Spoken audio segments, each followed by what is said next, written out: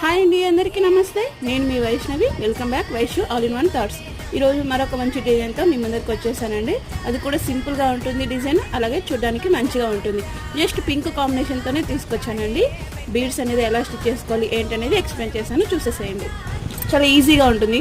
మనకి జరీదారం కావాలి, అలాగే కత్తెర కావాలి, అలాగే ఇలాంటి నీడిల్ అనేది కంపల్సరీ కావాలి. కొంచెం పెద్దది తీసుకోండి, ఎందుకంటే మనకి డిజైన్ అనేది ఇక్కడ పోగులు ఎక్కాలి కదా. థ్రెడ్ అనేది నార్మల్ థ్రెడ్, సో అందుకే నేను కొంచెం పెద్దగా తీసుకున్నాను.